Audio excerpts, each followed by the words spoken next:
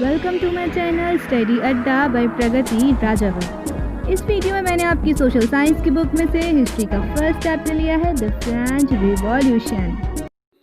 हमने अपने पिछले वीडियो में the outbreak of the revolution के फर्स्ट एंड सेकंड टॉपिक समझे थे। इस टॉपिक में लुई 16 मीटिंग बुलाते थे और उस मीटिंग में कौन कौन आते थे वो हमने जान लिया था। और सेकंड टॉपिक में थर्ड स्टेट के पीपल ने किस तरह की वोटिंग राइट्स की डिमांड की थी वो भी हमने जान लिया था। तो इस वीडियो में हम आउटब्रेक ऑफ द रिवॉल्यूशन वाले टॉपिक के नेक्स्ट 3 टॉपिक्स पढ़ेंगे। फर्स्ट टॉपिक और सेकंड टॉपिक हम पढ़ चुके हैं, तो अब हम डायरेक्ट आते हैं अपने थर्ड टॉपिक पर। हमारा थर्ड टॉपिक है national assembly of third state. Fourth topic है revolt started at the Bastille. हमारा फिफ्थ टॉपिक होगा एंड ऑफ प्रिविलेजेस। अब हम आते हैं अपने थर्ड टॉपिक पर, national assembly of third state. अब हमारे सेकंड टॉपिक से मैं अपना थर्ड टॉपिक रिलेट कर देती हूँ।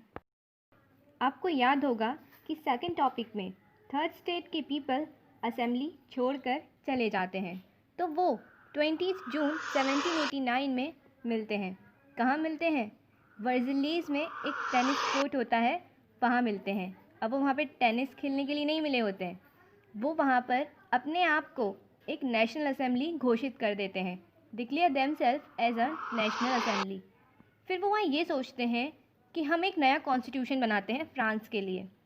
तो वो वहाँ एक नया कॉन्स्टिट्यूशन बनाते हैं फ्रांस के लिए, decided to draft a new constitution, जिसकी वजह से जो वहाँ के राजा होते हैं उनकी पावर, उनके राइट्स लिमिट हो जाते हैं।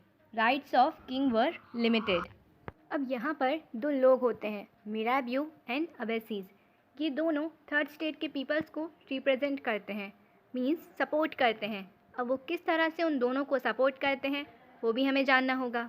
तो मिराबियो एक नोबल फैमिली से बिलोंग करते हैं और वो अपने स्पीचेस के थ्रू इनको सपोर्ट करते हैं। और अबेसीज एक प्रिस्ट होते हैं। प्रिस्ट मतलब क्लर्जी, और क्लर्जी का मतलब मैंने आपको पहले ही बता दिया था, क्रिश्चियन। वो अपने एक पैम्पलेट के थ्रू इन्हें सपोर्ट करते हैं और उस पैम्पलेट का नाम what is the third state होता है। तो हमने इस टॉपिक तक ये जान लिया है कि फ्रांस के राजा मीटिंग बुलाते हैं, उस मीटिंग में कौन कौन आते हैं, उस मीटिंग में थर्ड स्टेट के पीपल क्या डिमांड करते हैं, और जब उनकी डिमांड राजा ने नहीं मानी तो उन्होंने खुद को नेशनल असेंबली घोषित कर दिया और न्यू कॉन्स्टिट्यूशन बनाने लगे। और उस न्यू कॉन्स्टिट्यूशन को बनाने में उन्हें मिराबियो और अबेसीज ने सपोर्ट किया। तो अब हम आते हैं फोर्थ टॉपिक पर, revolt started at the Bastille.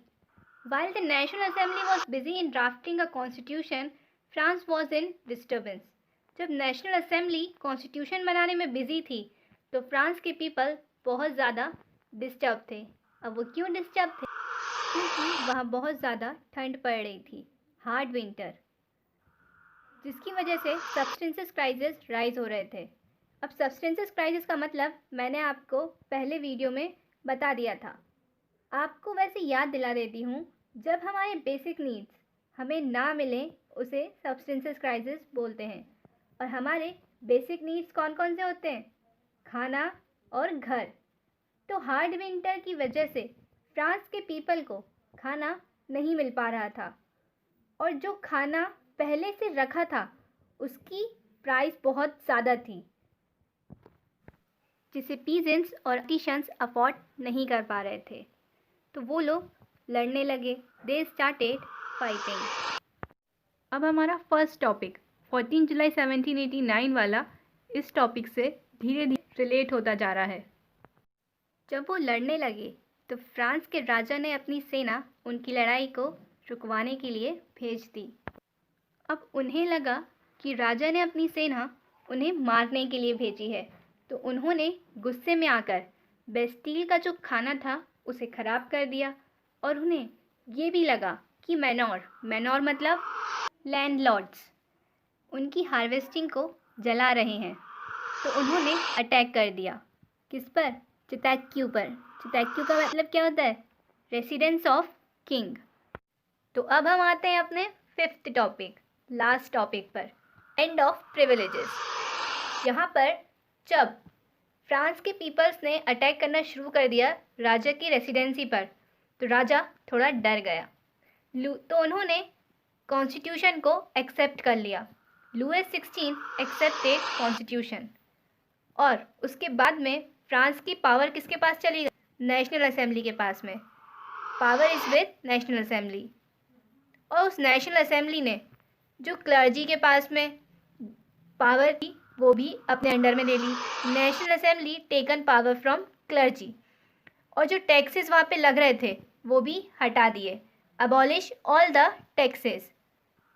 और फिर divided the property among peasants. और जो प्रॉपर्टी क्लर्जी और नोबल पीपल्स के पास में थी उसे पीजेंट्स के बीच में डिवाइड कर दिया। अब आपको इन टॉपिक्स रिलेटेड क्वेश्चन मेरे आने वाले वीडियोस में मिलेंगे। और आपको मेरे वीडियोस पसंद आ रहे हों तो लाइक और सब्सक्राइब ज़रूर करें।